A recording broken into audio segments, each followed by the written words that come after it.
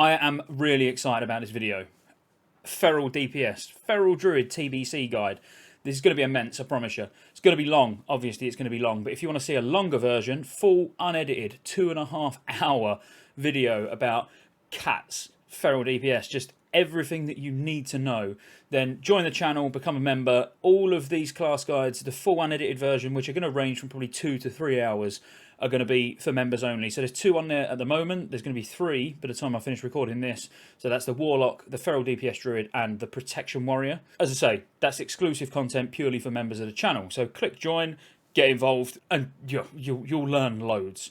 Because what I've had to do for these videos, obviously, because I want to keep them to about an hour maximum, because an hour is still quite long. It might go over, might be just under. But I'm going to extract the key information that you need to know and compile it into a shorter video. So if you want a shorter video, then this is probably the one you want to watch. If you want more detailed explanations into each talent, each spell, ability, rotation, absolutely everything, then watch the full unedited version as a member of the channel. So before we start, I just want to say a special thank you to Toren. Toren is going to be joining me on this video to teach me, teach you, teach everybody how to play a Feral DPS in TBC. Now, the reason I've done these videos like this in more interview style than me just sat here telling you your rotation and all that is because the people who are playing these classes day in, day out over the last 10, 15 years, however long, you know, on these TBC private servers, they know all the intricacies. They know things that I wouldn't know without physically investing that amount of time into each class. And Toren, not new to Feral DPS or private servers, but just founded his YouTube channel, and he's going to start doing all Feral related TBC topics and guides and gold farms and whatever, you know, whatever he decides to put out, but it's going to be quite druid centric. So I'll put a link to his new YouTube channel in the description. Go give him a follow, show some support, and if you're a druid, he's going to be the guy that you want to follow anyway. And obviously, before we start, make sure you subscribe. Check me out over on Twitch, streaming every night, Scottejaye87. Let's go. Give us a bit of an introduction to yourself, why these guys should actually listen to us, and then I'll do a little bit of the same, just my general knowledge on druids as well once you're finished. Okay, so welcome everyone. My name is, or I'm usually coming as a Toren, my name. I was playing druids mostly on private servers, on and on like different servers, mostly on Excalibur, which was TBC on 2.4.3 when I joined, and it was not progressive realm. I played like druid for 5 years there, I think. And I got a gladiator with feral. I've got like maximum tanking experience of all the dungeons, all the raids, and also on multiple characters, but druid the most. And then I played some on and off and some like PvP oriented servers like the Smolder Forge, Henhouse, I think 80, and Barmain a little bit, but like a lot of stuff on TBC. And then playing World of Warcraft since like 2005, I think. All right, and then obviously for you guys, you know me. Well, I hope you know me. If you're here, you probably do know me. But obviously my druid knowledge is extensive compared to any other class. You know, obviously I've got 260 druids on Classic, 270 druids on private servers on TBC, an 80 druid on a RAF private server. I've played a druid for 15 years. It's quite literally always been my main. I've had little stints, you know. I've gone over to, played a monk as a main in MOP, sorry, but then obviously still ended up back on a druid towards the end of the expansion anyway. So, you know, yeah, I know druids relatively well. So if we start on talents, Toren, and I'll put up the screen where we'll look at my druid. I've just reset my talents anyway, so if we look at my druid and just talk me through what a DPS spec druid talent build looks like in TBC, and maybe why, you know, a little bit of info on why you choose those talents. The talents for the druids is pretty good in terms of that you can actually have 2 specs with 1 talent tree, which is very good because you could actually accomplish both of the roles, tank as in DPS, both with just 1 spec. The thing with the druid is there is like a couple key talents that you actually have to take, and then you still have like a couple points that you can spread out based on your preference. Whether you want to like be main DPS and PvP on side, or like main DPS and tank on side, you can just match it as you wish. which is really great about the whole talent tree with the feral, which I really liked. Definitely, first thing you want to take the first 2 rows ferocity talent, which is reducing the cost of your maul, swipe, claw, rake, and mangle by 1 rage. And finally, it's gonna be like 5 rage or 5 energy for both of them. That is actually quite crucial because energy, or the cat form is obviously your main form to use as a DPS, is energy based or energy powered, and that means the more you reduce the cost, the more you can use it. And actually later when we talk about power shifting, more combination you can like fit in, or you can get a better rotation in. So ferocity definitely max out. The second thing, talent in this tier, is Feral Aggression, which is actually increasing attack power reduction of your Demolizing Roar, which is not really great. It's not even really good for the tanking, since Demo Shout is, when untalented, it's worse when distalented, but if you talent the Demo Shout, it's still better than this one, so not really worth for that. But the other thing is that it increases your damage of Ferocious Bite by 3% and finally by 15%. Which is actually kind of good, but I would say it's good only when you are in Sunwell and you actually have the force set bonus of tier 6. Then you want to get Feral Aggression. The tier 6 force set bonus gives that the Ferocious Bite and Rip, which are the finishing moves for the cat form, are doing percentage more damage. I think it's like 15%. 15, yeah, 15 it could be. So yeah, that is that. The Feral Aggression is only good for Ferocious Bite. It sadly doesn't work for Rip, but Ferocious Bite is definitely good for the later stages in TBC. Those 5 points for that 15%, and once you get your tier 6, are you going to be using Ferocious Bite much though? Can you weave it into your rotation? Because obviously rip up time is extremely important. Are you actually going to get quite a lot of use out of that talent? The thing is that yes, if you have a lot of armor penetration and if you are Sunwell Plateau geared, then you actually don't want to use Rip and you rather use the Ferocious Bite instead. But that's actually like real late game stuff.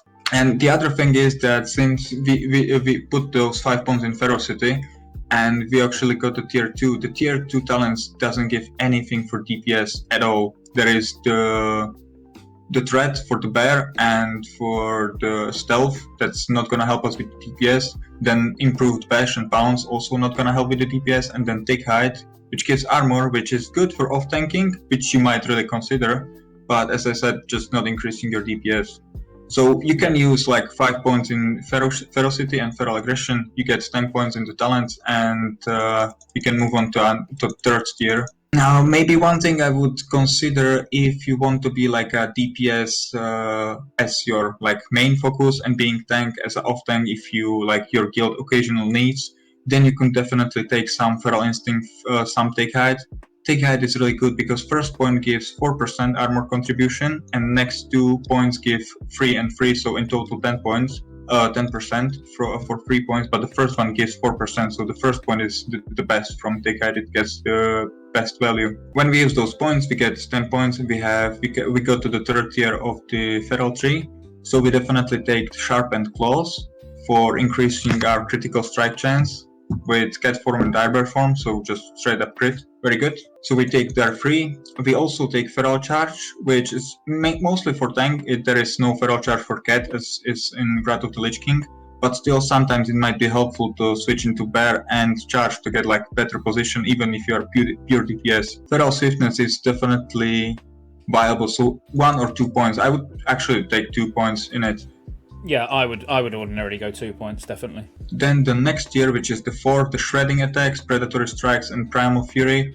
There is no talk about it, you want all 3 of them.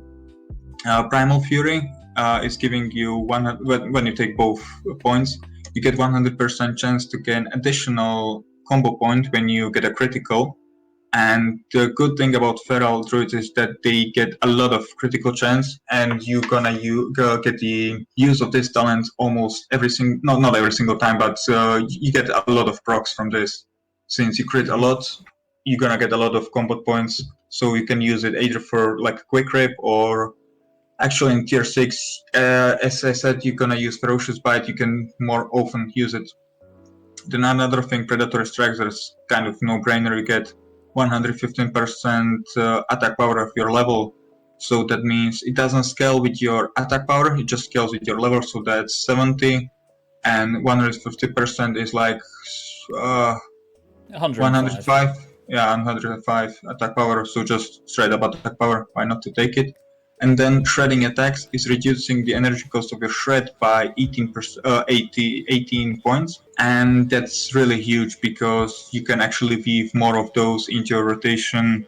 The next thing, the next tier, the Savage Fury, which increases damage of the Claw, Rake, and Mangle just by 20%, also quite big. Either you don't use Claw or Rake, you use only Mangle, but still 20% more damage on Mangle. Definitely worth it to take. Would you take Savage Fury if you had a main spec bear tank in your raid all the time? Could you put those 2 points somewhere else? If you're a reliable main tank who's a bear. You could definitely like try to ignore them if you have a how to put it rudely, like a Mangle hoe for that you have a feral tank. You could maybe potentially skip it, but I don't think it's worth it because first off, he can die and you can be like stuck up with the warrior tank, and then you lose Mangle, and that way you lose a lot of your damage. Just a side note, Mangle increases your bleed effects, but also increases your shred attack damage. So it's not only for bleeds. If you're not using Rip, it still helps with your shred, so it's still worth it to use it, even if you're not using Rip. I suppose the thing as well is, I was probably being a bit ignorant there, thinking purely just about raids, but, you are going to be doing heroics. You might doing, when you spam in heroics, you're not always, well, you're probably going to have a paladin tank more than you're going to have a druid tank, aren't you? Let's be fair, especially in a classic TBC. So you probably need it for other things, outside of raiding. The next around, the Fairy Fire for Feral, is the same thing. If you have a Feral tank, which you most likely will have, he should apply it. But then again, he might like get some resist, and he's like applying it at the last second, and he gets resist. You lose it, and actually the whole raid loses it. But I assume if you've got a Boomy keeping Fairy Fire up, then obviously you can more or less ignore it in raids. Oh yeah, that's true. And actually the thing is, you can even, when the Boomy is in your raid, which, yeah, it's true, it should be in your raid, you can even reapply it, your Fairy Fire. It will say that the more powerful one is up and you cannot use it. But then again, the Boomy can just die, and then you lose the 3% hit, which is already a high blow to you, but also armor penetration. So as I said, it's just more for like, just to be sure purposes. There, the Heart of the Wild, again, no-brainer, increases a lot of your stat. It increases your intellect, which is needed for shapeshifting, and increases your stamina and airbear form. Okay, good for your off-tanking. And strength increases by 10%, which is also really huge for the damage done. So 2.3, it's actually those tooltips are wrong. So it's strength to attack power, yeah, in 2.3. So potentially it's actually 20% strength bonus in 2.0. So if we went in at a 2.0 launch in Classic, then yeah, it could potentially be 20% bonus strength. But if we went in at a 2.4.3, then it will be up to 10% bonus attack power. Obviously that talent calculator's just got it wrong. Cool, sorry, yeah, carry on. So we've got 5 in Heart of the Wild now. So yeah, increasing your intellect by 20%, and obviously your strength when in cat form by 10%. Yeah, the strength is also really huge. So the other talent is Survival of the Fittest, and again, it increases all your attributes and decreases chance to be critically hit. They increase all attributes by 3%. Again, just something which is giving you a lot, and it's just kind of a no-brainer. There is no like ifs or nothing. Just take all 3 of the Survival of the Fittest. Then there is Leader of the Pack, which is the last talent of Classic right now, giving 5% instead of 3% to the whole party for a melee critical chance. Melee and ranged, so also the hunters get benefits from it. So that's something what you just bring to the raid and bring to the party. So definitely take the aura. And the improved Leader of the Pack is giving you like self-heal ability, or like not on self-heal, but the whole party can heal from it. It's not increasing your DPS, but it's definitely worth taking. For like, for example, solo play, the value for it is just immense.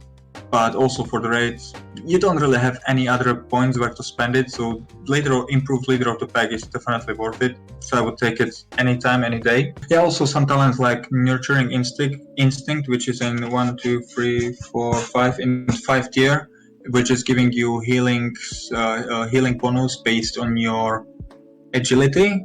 But I know the patches before it was based on your strength, and it also was not 100%, but I think it was like only 50% of your strength. There is a lot of changes that Druid actually came through during the TBC, but for a DPS the Nurturing Instincts are not needed. It's just the change I was trying to like put on. With the improved leader of the pack, we got access to the pre-last tier, which is Predatory Instincts. Again, no brainer, just increases your damage from melee critical strikes and chances to avoid the effects of area. Not really something to talk about, you just want to take 5 points out of 5. Then we got Mangle, which is the last talent of the expansion. Again, really great. It completely replaces your Claw for the cats. It increases your damage of bleeds by 30%, and it also increases damage of your shreds. So you want to have Mangle up all the time, if it's possible, you want to have it up. Now I would switch to Restoration talent. Yep. Because there is a lot of talents that are really crucial to the spec, and you have to take.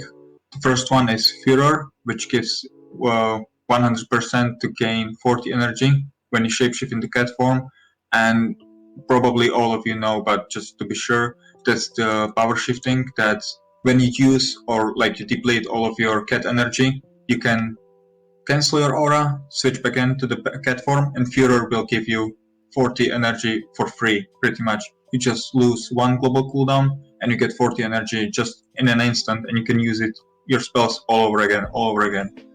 So that's pretty much power shifting, and Furor is the reason that it works. The next thing is Naturalist, which looks like a healing touch, and it looks like a healing talent, but it's not, because the second part of the talent says that it also increases damage you deal with physical attacks in all forms by 2% per point, so 10% in the end, and you get 10% damage just up. So also no brainer, take all 5 points you can. So next 3 points you're gonna use into Natural Shapeshifter, which is in the same tier as the Naturalist, which reduces mana cost of your shapeshifting by 30% in the end, which is also something great, because as a feral you do get a lot of mana because of Heart of the Wilds that increases your intellect from the gear, and a lot of tier gear and a lot of feral gear actually has intellect on it, and since it has even greater value because of your talents, because of Heart of the Wild,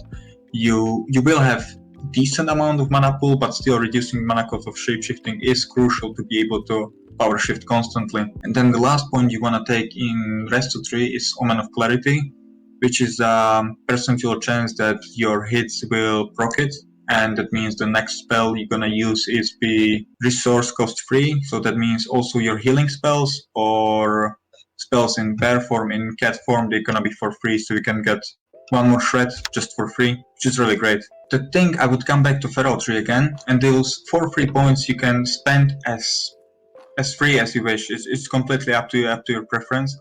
But if you wanna go for like pure DPS, I would put everything into Primal Tenacity, which is the 3rd row from the bottom, which increases your chance to resist stuns and fears by 15%. And that's just because when you are CC'd, you cannot DPS, and not a lot, but quite a bosses have the stun mechanic or fear mechanic in the raids. Like for example, Asgalor in the Mount Hagel, which is like stomping. Well, the demons are stomping, which might not appear next to you, but again, like having stun resist, being able to resist something what others cannot, and you can like have more uptime on the boss. Like even if you get like 3 seconds more of DPS on the boss, makes a difference. So if you go for the full DPS, just take the Primal Tenacity. As I said, last point I would put into Dig Height, which is the 2nd tier, which increases your armor contribution by 4%. First point gives the highest value, so I would just take that in case you get a cleave or you actually need to like emergency tank a little bit. It can help you, so I would use the last point to Dig Height. That's really interesting, and it's really interesting because we both would have made these talent specs look very differently, which is what I find interesting. But your arguments for the talents that we've chose are actually really good. See, I always would take Nurture and Instinct.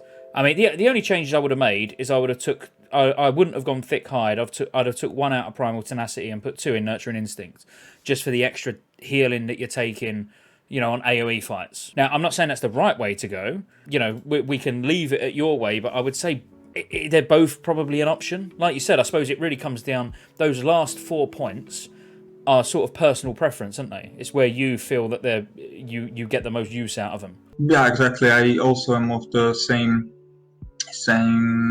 idea, because as someone mentioned the monkey board in the Twitch comments, he also mentioned intensity, which is in Resto 3, and it's next to the, well, not next to the, but the same tier of Omen of Clarity, which gives you like 30% of your mana regeneration to continue even if you are casting.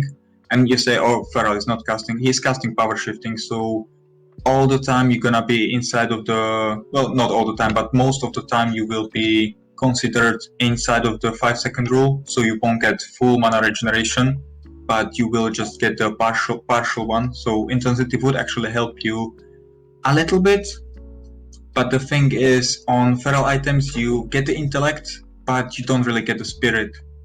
So the mana regeneration is, it can be helpful, but I wouldn't say it's that much helpful. Yeah, so I think what I would be tempted to do at this point is say, look, this is what you want.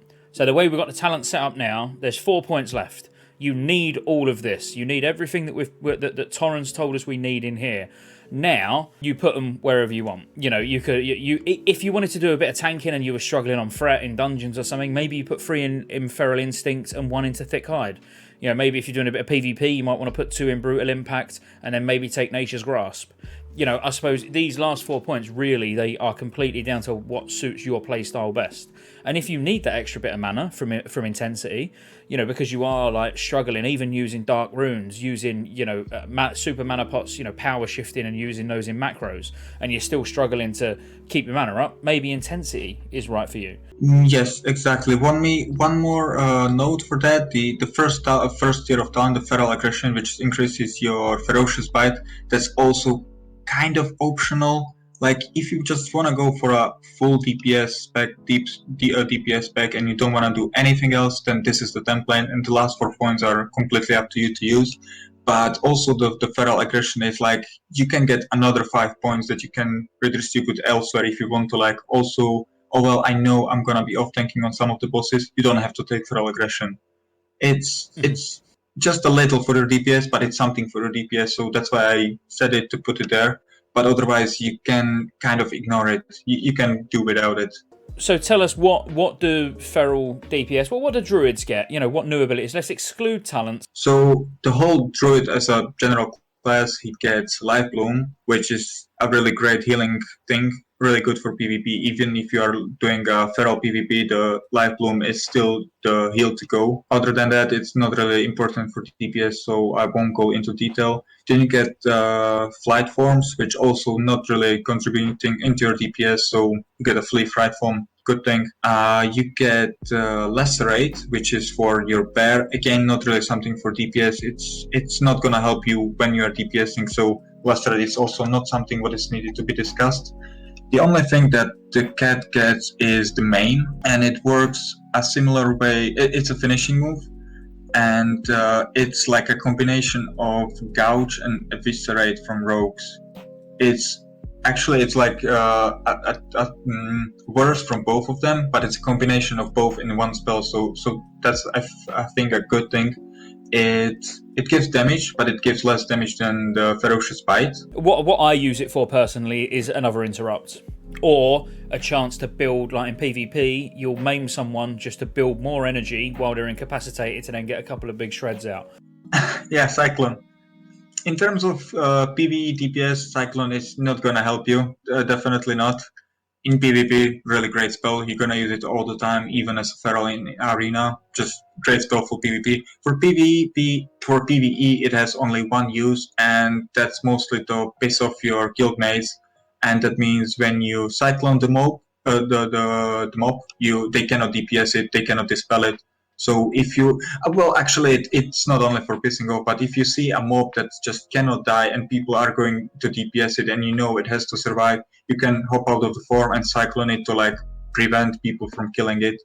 But that's really niche use for PvE DPS. Yeah, I mean, it is generally good as a CC as well. I know it's only short, like 6 seconds, or and suffers from diminishing returns, obviously. But you know, there's times you would use it in PvE. You know, I've used it just to, you know, save a healer from dying or something. You know, to give a tank a little bit of time to get over to the mob. So let's move on to like add-ons, key add-ons for Feral. Is there like Feral DPS? Is there any big add-ons that you would use? Again, I can get them up on screen if needs be. Obviously, there are like no-brainers like DBM or whatever you are using to like get announcements for bosses, and like CC Watcher, stuff like that. But there is nothing really that crucial. The only thing I could say is the Druid Watch, or like mana bar, Druid mana bar, I think it's called, that it actually shows the mana even if you are in form, which you normally cannot see the mana of yours. You can just kind of remember or like kind of get a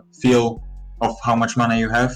And then the Energetic Watcher, I'm not sure how the add-on is really called, but you know, the energy ticks in 2 seconds, you get 20 energy, and that just keeps ticking all the time. So if you use it, you can see where to like open on something, on where to start DPS, when to power shift. So that's also something that can help you. But other than that, I don't think there is really add-ons that are quite essential for Feral DPS.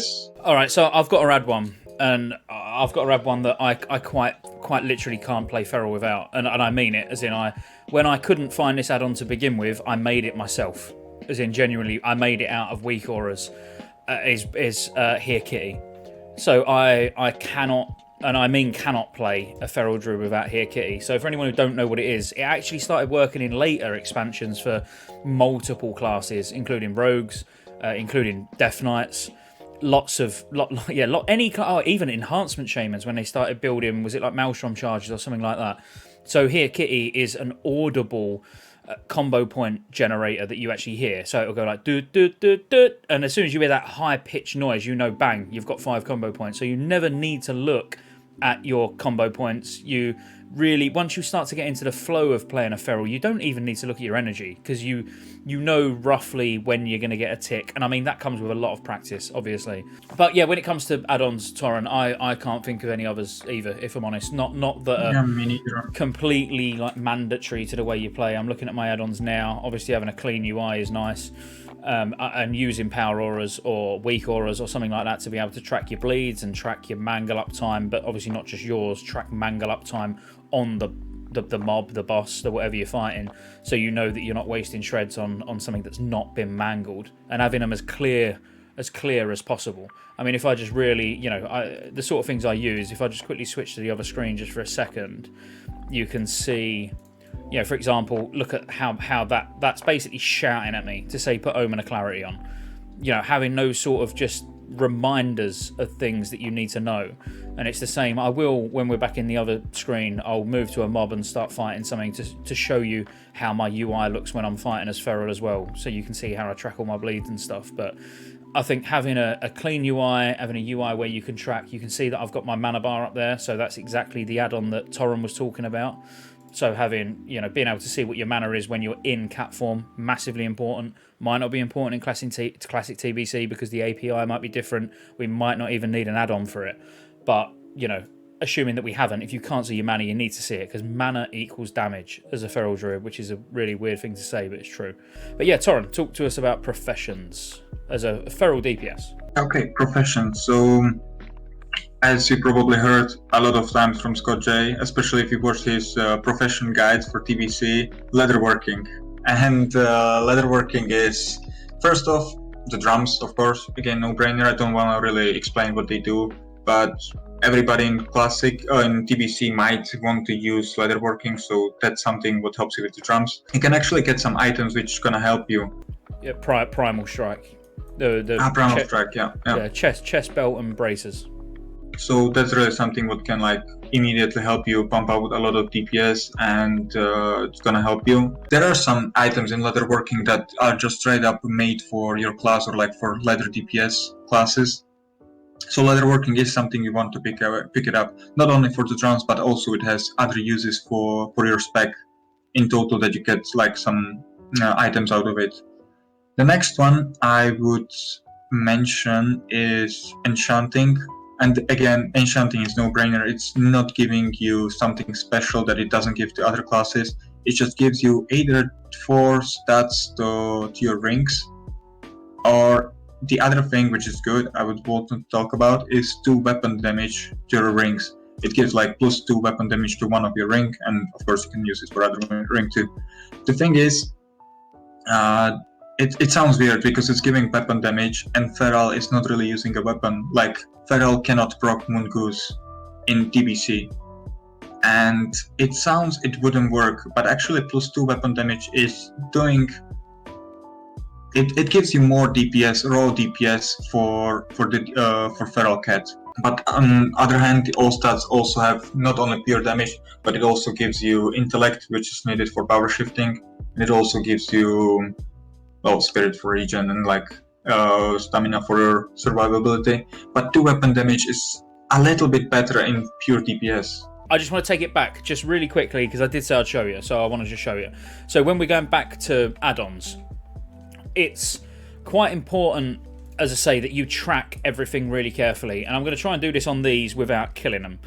So I'll do it slowly, but if I fairy fire this cleft tooth, you can see here, yeah, I've got my fairy fire timer there, you know, telling me how much is left. Can see quite clearly. So, but then if I mangle, obviously it puts the mangle debuff up. Let me try not to auto attack. So now we know how long mangle's got on there. If I was to then, let's say rip, so now we've got our rip timer. So I know now I should be thinking about refreshing mangle. So I'll refresh mangle. And I'm trying to stop auto attack. Rip's still got a few seconds. Maybe I want to reapply that about now, just before it falls off. And now I've got clear casting. So you know, everything I need to know is massive and down the bottom of the screen. You know, even the clear casting proc. So what you can't hear is my sound. Like, I've still got my clear casting proc, so I know that's going to be free. So I can burn, you know, I could burn this down fast.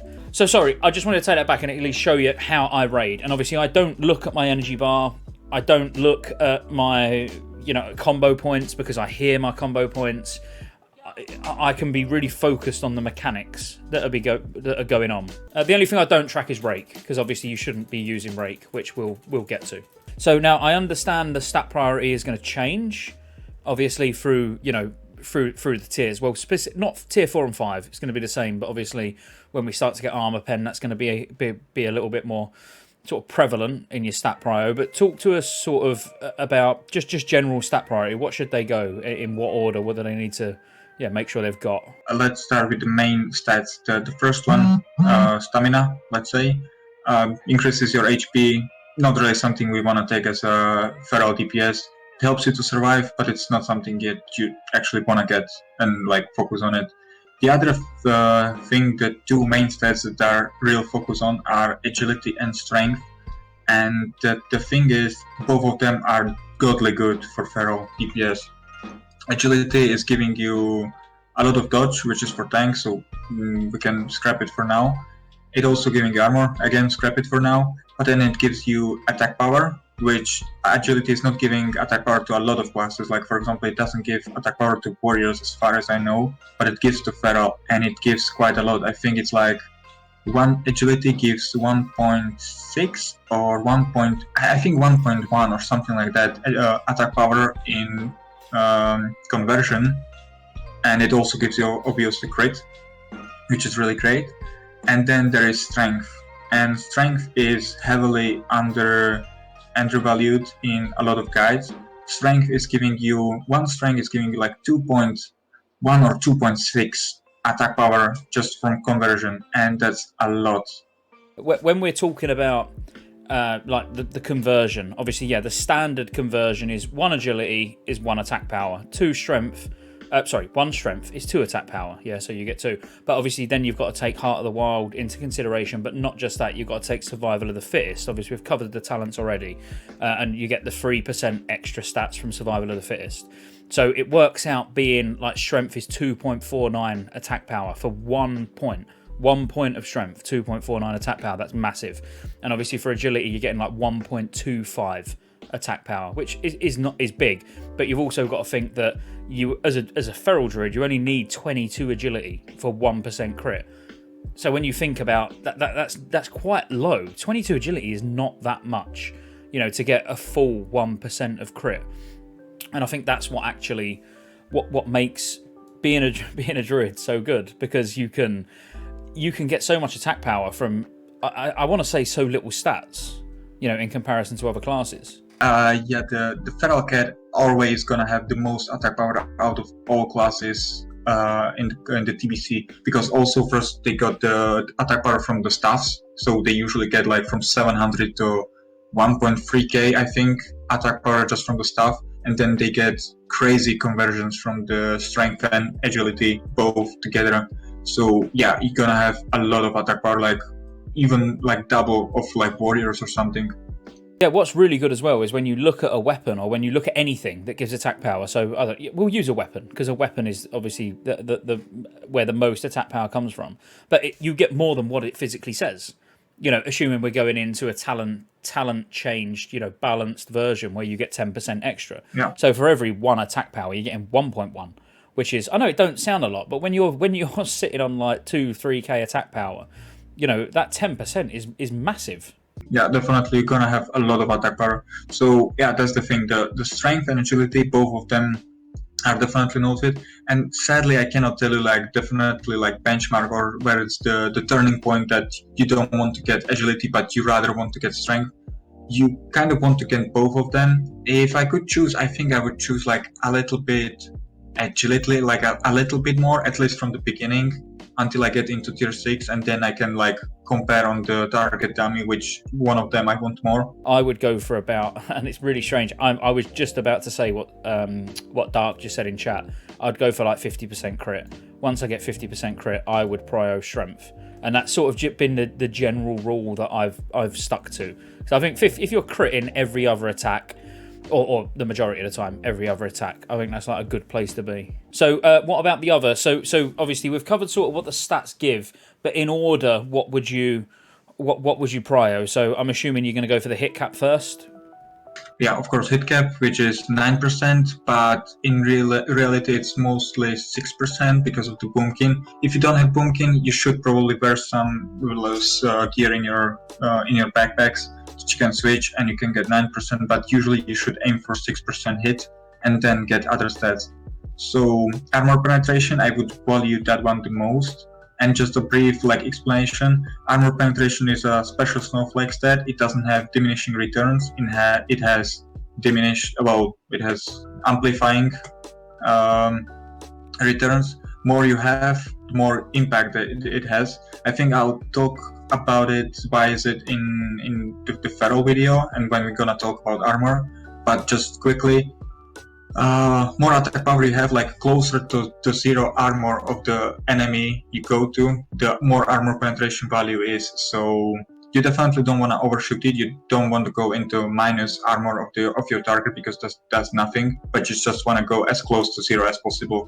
With the Sunwell gear and like BIS, you can get to 0 on some bosses, but not on all of them. Then you kind of want to have expertise, I would say, because you definitely don't want to have dodge on your shred. It can help you, it's definitely worth taking as a cat, but it's not as crucial as for the tank, I would say, but it's still good to get it. Yeah, because they can't parry from behind, they can only dodge, which is yeah, exactly. Yeah, I forgot that, because yeah, I got my math on my tank mostly, and yeah, you wanted to get out of the parry with like 6.5, and then only dodge can happen. But yeah, expertise is good for Fat Cat, but not as important as for the tank. But also expertise is very notable. And then haste is good, but not as good. I definitely would not take haste over any other, like from expertise and armor penetration. I would value those more than haste. And then, so I'm gonna throw. Let me just throw an interesting one out here. So and now I'm going forward in the expansions a little bit. I am going to Wrath, but I think is applicable to TBC as well. Is hit really that valuable? Like, and expertise? Because let's think about it. So for tier 4 and 5, predominantly, and most of tier 6, our damage is coming from bleeds. You know, your rip is your primary finisher. It's doing a lot of damage.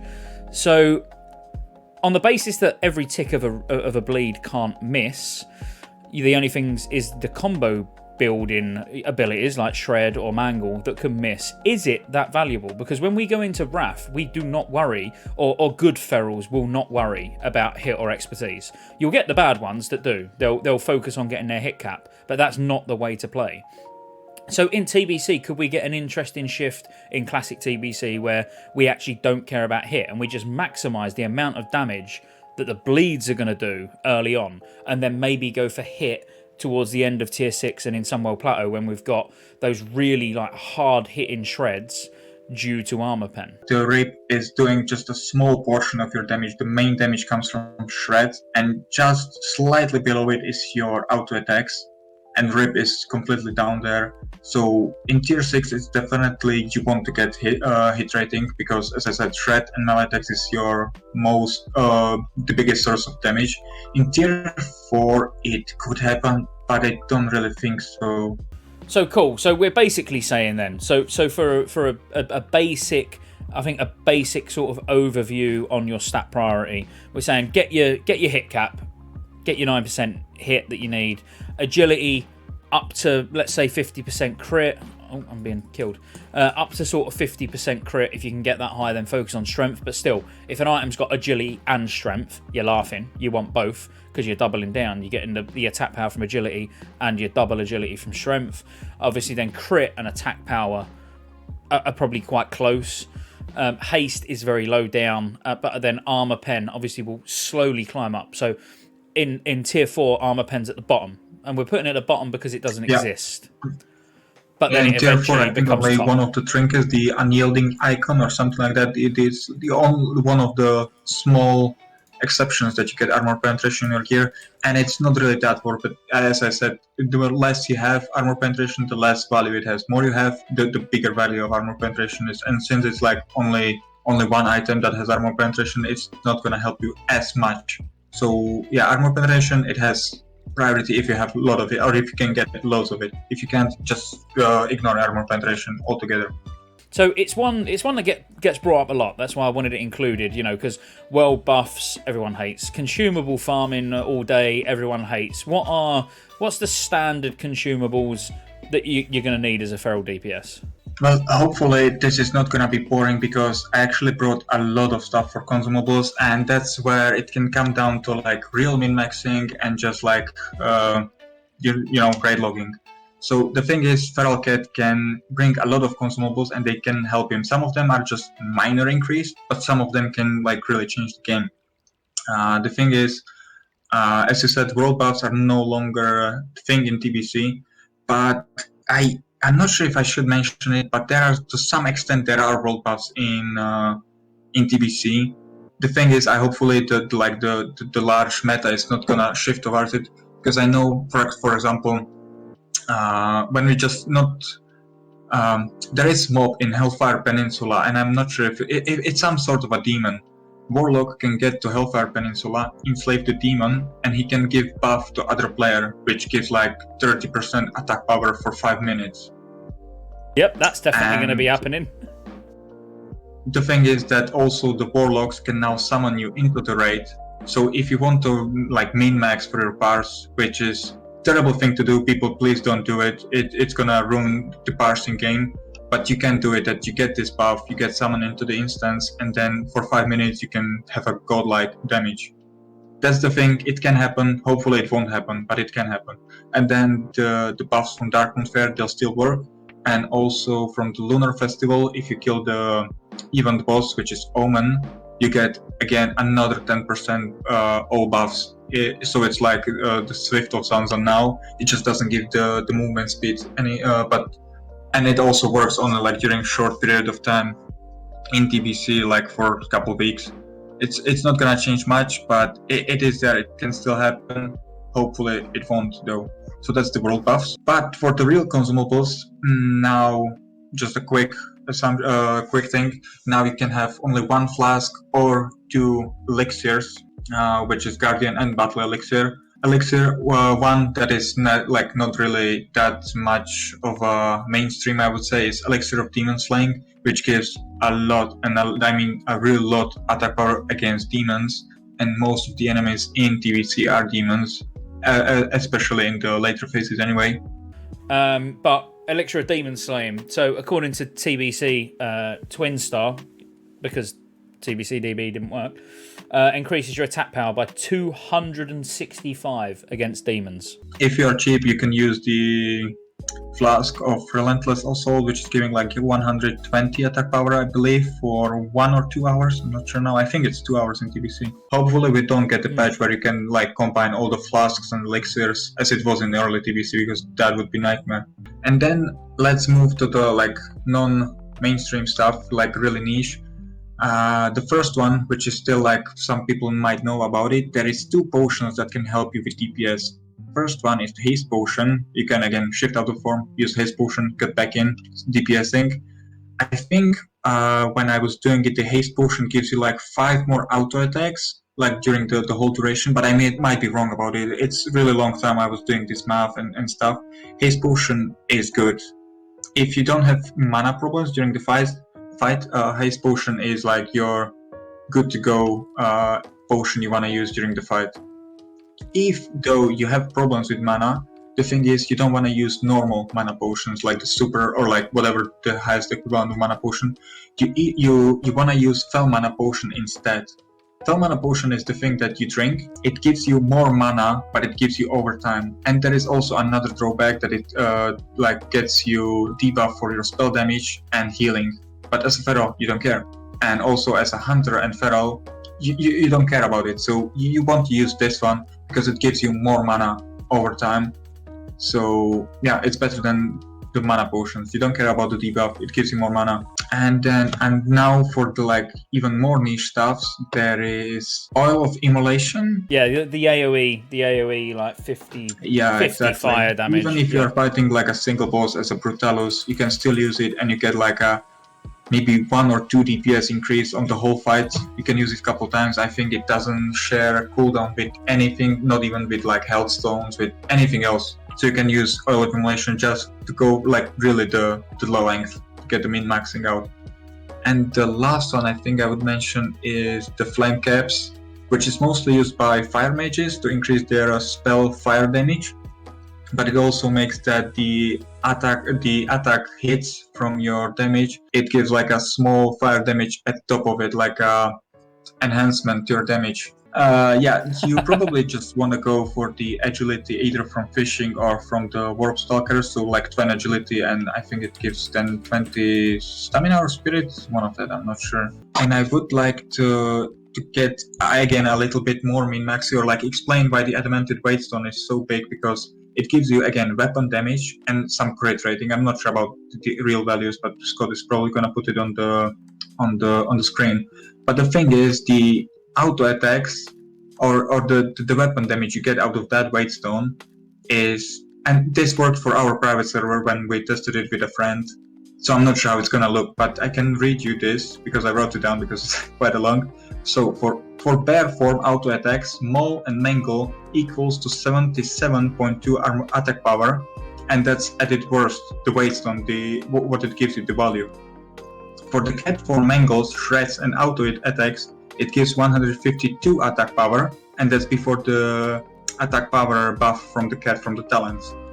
Then for the Swipe, it's around 160 attack power, and then for Rip, it's 285 attack power, again before the attack power buff.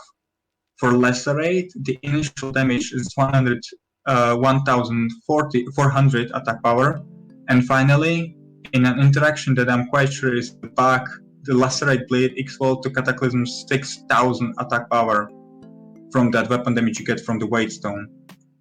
And there is also another 14 crit rating. That's how it worked on our private server, but we will see. But the value out of that first part, the weapon damage, or I'm not sure how it's worded there, but the first part of the Weightstone just gives you so much. So Yeah, to definitely you adamant. want to use the bait stones from the very get-go of the TBC if you want to go like to get more stats, even for the feral tank, because it's gonna increase your threat by quite a large margin. So let's move on to the last thing, which I'll mute my mic while I'm clicking around finding, seeing if I can get an adamantite weight stone, which hopefully I can. Talk them through the rotation. So the rotation, as I mentioned before, the rotation is gonna be changing during the during the TBC because of number of things. The first thing is that normally after you are using your talents, your mangle is gonna have 40 energy points that you need to use it, and your shred is gonna be 42 energy that you need to use it. Later on, when you get to the tier 6 and you get I think it's the first the 2 set bonus, the mangle gets reduced by 5 energy at top of that, so it ends up in 35 agility. So that's nice thing, because when you use Wolfset Helm, which we're gonna be using, when you power shift, you get immediately 60 rage, and then another tick is gonna top you to 80 rage, and it can happen like immediately after you power shift, or like something between 0 to 2 seconds after you power shift. The thing is, you can get, like for example, that you don't have a feral tank in your raid, you can get a mangle up, which is 35 energy, and that ends you on 45 energy, and that's just enough to use shred. Use shred, and it ends you with 3 energy. Or if you got a really good power shift and you got energetic right after it, you are now with 23 energy, and you can wait just 1.5 more seconds, like 2 seconds, to get another tick, and you can get another shred up, like not wasting mana for another power shifting. But okay, let's wind back to the tier 4, that you get like only 40 your mangle costs 40 energy, your shred costs 42 energy, your rip costs 30 energy. So that means you want to always make sure that the mangle is up. If it's up, you can ignore it. Definitely in tier 4, you definitely want to ignore it. You never want to use it if it's up. But then you want to make sure so it's up. So get it up. When you open the post, you are not using Ravage or Pounce, because they are just not doing enough damage to pass up on Shred or Mangle. So you start with Mangle, you go and you shred all the time you can. All the time energy is up. And as Scott mentioned before, there is more of a priority. So that happens. If you get Omen of Clarity, you want to use it on Shred. If Mangle is not up, you want to use it on Mangle. If you get more than 50 energy, you definitely want to Shred if Mangle is up. And as I mentioned, everything happens if Mangle is up. If it's not up, you have to Mangle. Shred always has like the second higher priority if Mangle is up. And then you just shred and shred and shred, and then to the point where you have 4 or 5 combo points, then you want to rip. But you also don't want to rip straight away, you want to rip only when you get like a energy window to it. Either it's like you use it and you know the next tick is gonna give you shred, so you just want to wait for it and shred. If you got 4 points of rip, you can still wait and use the shreds to get like a 5 combo rip. But the thing is, the 4 and 5 combo rips is not much of a difference. You can rip straight away from 4 combo points. So okay, Scott is now ready, so we can start. You start the boss, you pull it. So first thing, you get the mangle up, and now you shred until you get at least 4 combo points, and then you make a decision. I'm going for rip, or I'm gonna use another shred. That's first decision you're gonna do during the whole run. Then another thing is when to power shift. And power shifting is something that I've made macro of, and I've sent it also to Scott, so maybe he can show it later on. If you have like more than 21 energy, so that means 22 and more, and you still don't want to power shift. You want to wait those last seconds to get the energy tick and use your shred. If you have less than 21, you want to power shift, but only if you don't have clear casting from Moment of Clarity. If you have like less than 21 energy and you have clear casting, you still want to wait. Alright, So thank look, you for having me. Don't want to block you out anymore. I'm so glad that you came, and I think you taught these guys a lot. You taught me a lot.